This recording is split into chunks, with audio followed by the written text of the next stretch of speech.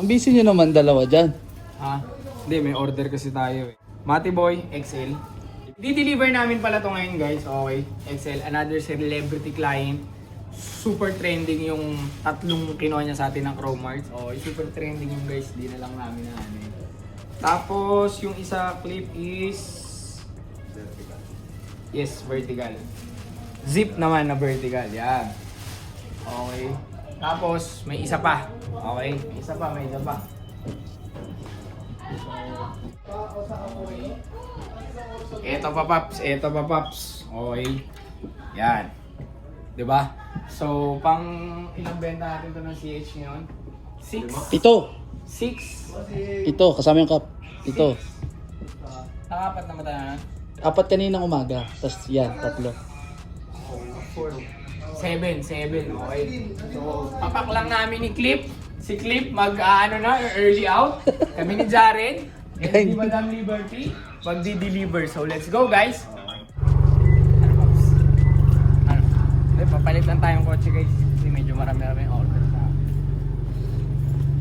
Di ba sabihin mo, pikit si Jared? So, sayad, tol. Sobrang sayad.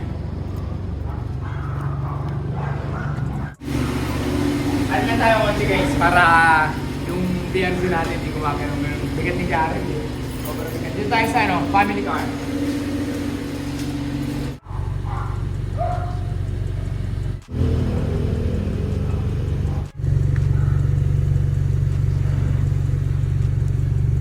We're on the wings. Okay, papunta na tayo. 30 minutes yung travel time natin.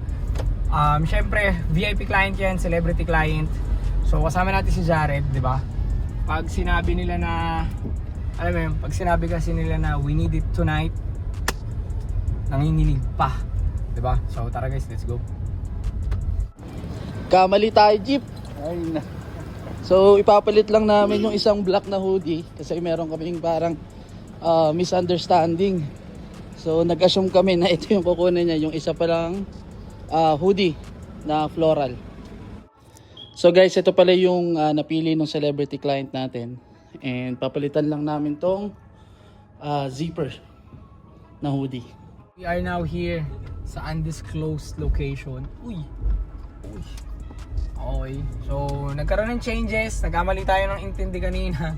Nadampot natin is yung zip na vertical. So, ang gusto pala ni Mime is yung Mati Boy and then yung floral.